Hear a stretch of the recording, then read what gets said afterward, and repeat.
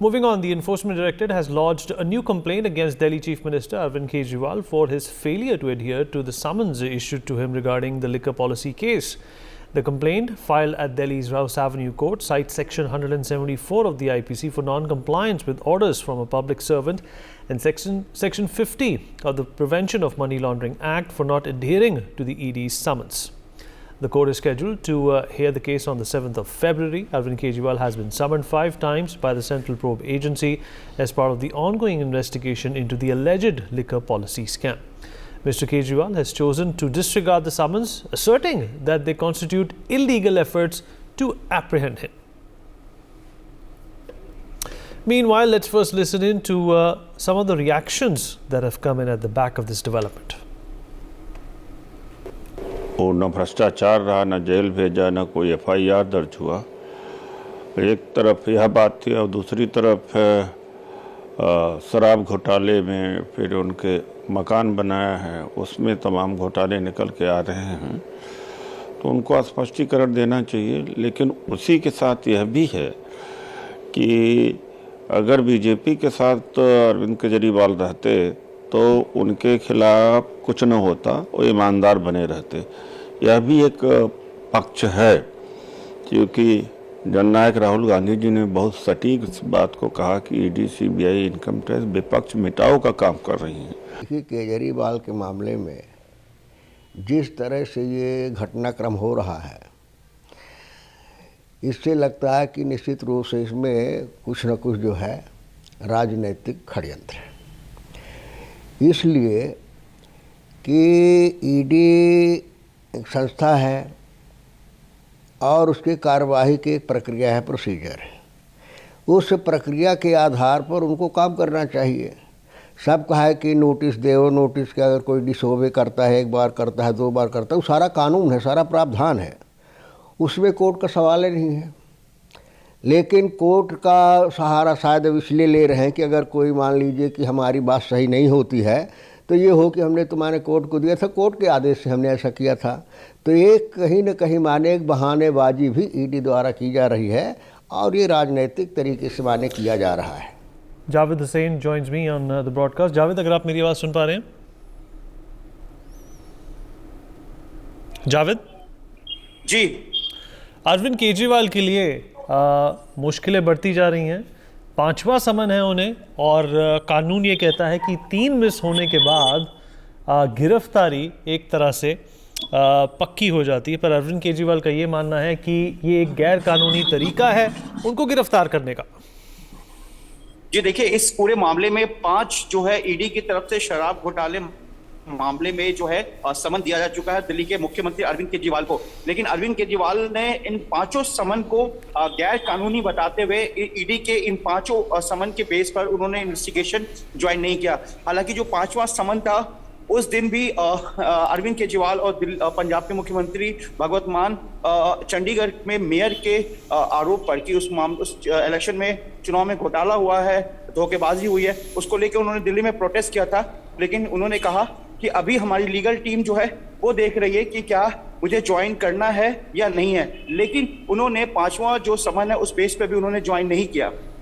अब ईडी इस पूरे मामले में कोर्ट का दरवाजा उन्होंने खटखटाया है। कोर्ट में ईडी ने शिकायत की है कि अरविंद केजरीवाल को लेकर कि 5 बार के समन के बाद भी जो सीएम है अरविंद केजरीवाल, उन्होंने अभी तक इन्वेस्टिगेशन ज्वाइन नहीं किया है। अब इस पूरे मामले में 7 फरवरी को इस मामले पर जो है कोर्ट इस पर सुनवाई करेगी इस पूरे मामले को लेकर। उसके बाद आगे देखना होगा कि कोर्ट का क्या डायरेक्शन है। क्योंकि अब ये मामला कोर्ट में चला गया है। ईडी ने खुद इस मामले को 5 समन को लेकर ईडी ने शिकायत की है। तो अब 7 फरवरी को जो है कोर्ट क्या इस पूरे मामले को लेकर डिसीजन देती है ईडी के शिकायत पर, वो उसका अब इंतजार करना होगा। लेकिन हम आपको बता दें कि ईडी के अलावा अरविंद केजरीवाल के लिए अब एक मुसीबत जो है वो और ये बढ़ गई है कि दिल्ली पुलिस की क्राइम ब्रांच ने भी 3 दिन का उन्हें टाइम दिया है। जो आम आदमी पार्टी की तरफ से ये एलिगेशन लगाया गया था, आरोप लगाया गया था कि आम आदमी पार्टी के विधायकों को तोड़ने की कोशिश की जा रही है, खरीद फरोख्त की कोशिश की जा रही है और उनसे जो है वो पैसे लेने की कोशिश की जा रही है।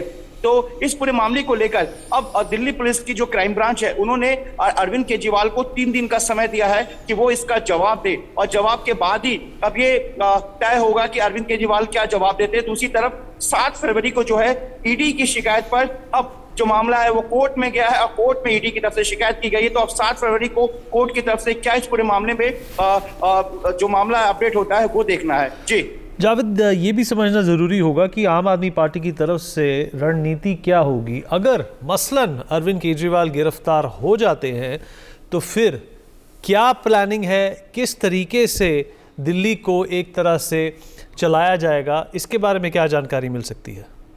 देखिए, इस पूरे मामले में अब जो 7 फरवरी को जो कोर्ट की तरफ से क्या कोर्ट का डिसीजन होता है, कोर्ट इस पे क्या और समय मिलता है, अरविंद केजरीवाल को क्या और समय मिल पाएगा, उसके बाद ही जो है आम आदमी पार्टी अपनी रणनीति आगे की तय कर पाएगी। क्योंकि देखिए, एक तरफ अब ईडी के समन को लेकर जो मामला है वो 5 बार ईडी ने समन दे रखा है दिल्ली के मुख्यमंत्री अरविंद केजरीवाल को, लेकिन अरविंद केजरीवाल इन 5 समन को गैर कानूनी बताते हुए उन्होंने ईडी के जो नोटिस था, जो समन था, उस पर उन्होंने इन्वेस्टिगेशन ज्वाइन नहीं किया।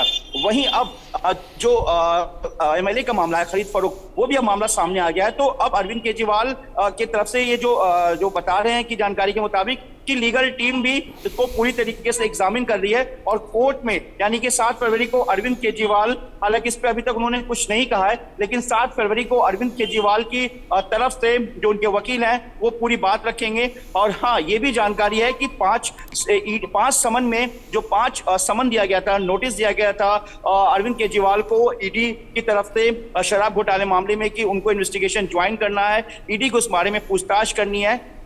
तो अब इसका जवाब कोर्ट में 7 फरवरी को अरविंद केजरीवाल की तरफ से क्या दाखिल किया जाता है, कोर्ट के सामने क्या बात रखी जाती है, उसके बाद ही ये साफ हो पाएगा कि आगे की जो रणनीति, आगे की जो आम आदमी पार्टी की जो स्ट्रैटेजी है वो क्या होगी। क्योंकि अब एक तरफ ईडी का मामला है, तो अब दूसरी तरफ दिल्ली में एमएलए के खरीद फरोख्त का जो आरोप है वो भी सामने आ गया। क्योंकि इसमें आम आदमी पार्टी के जो मुख्यमंत्री अरविंद केजरीवाल के अलावा जो उनकी मंत्री हैं आतिशी मलिन, उनको भी लेकर अब दिल्ली पुलिस की क्राइम ब्रांच लगातार नोटिस को सर्व करने के लिए उनको तलाश रही है। क्योंकि अभी तक जानकारी के मुताबिक आतिशी जो हैं वो अपने चंडीगढ़ से शायद वो दिल्ली नहीं पहुंची हैं। शुक्रवार को भी टीम पहुंची थी क्राइम ब्रांच की, उसके बाद क्राइम ब्रांच जो है वो आपको शनिवार के दिन भी पहुंची थी और आज रविवार के दिन भी दिल्ली पुलिस की क्राइम ब्रांच एक बार फिर आतिशी के घर पर पहुंची है। जावेद, इस जानकारी के लिए आपका शुक्रिया। Anil Kumar Vajpayee, MLA from Delhi of the Bharatiya Janata Party is joining us as well.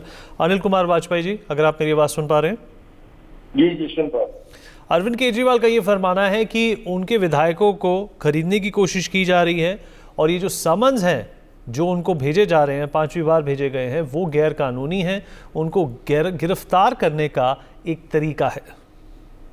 देखिए, अरविंद केजरीवाल तो कुछ भी कह रहे हैं तो क्या फर्क पड़ता है, लेकिन मैं एक बात बताना चाहता हूँ कि 2019 में 3 मई को मैंने भी पार्टी ज्वाइन की थी और मैं उनकी पार्टी का ही विधायक था और मैं भारतीय जनता पार्टी में शामिल हुआ था।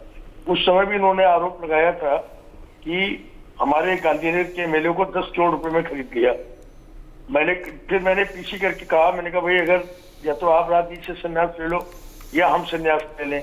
तो इस तरीके की उल्टी बात वो करते रहते हैं और मैं समझता हूँ कि इसमें अगर सच्चाई है तो सामने आए और हम लोग, हमारे नेता प्रतिपक्ष और हमारे भारतीय जनता पार्टी के अध्यक्ष माननीय वीरेंद्र सचदेवा जी के नेतृत्व में हम सारे एमपी और सारे विधायक, जिन कमिश्नर आप पुलिस से मिले थे और हमने मीडिया के सामने भी ये बात कही कि भाई अगर सच्चाई है तो आप तथ्य पेश करो, वरना किसी पार्टी को बदनाम करने के लिए और इस तरीके से अलगल आरोप लगाना गलत है। और आरसी जी क्यों भाग रही है? अरे भाई सच्चाई का सामना करिए ना। अगर आपके पास प्रमाण है तो रखिए कि भाई कौन से बीजेपी ने कौन से विधायकों को खरीदने की कोशिश की है और क्या प्रमाण है। और मैं चाहता हूँ कि सत्यता का सामना करना चाहिए। अरविंद केजरीवाल तो सच्चाई का और सत्यता और ईमानदारी का पाठ पढ़ते थे, तो आज क्यों भाग रहे हैं और क्यों आरसी भाग रही है आज? For more such videos, subscribe to the NewsX YouTube channel, hit the bell icon.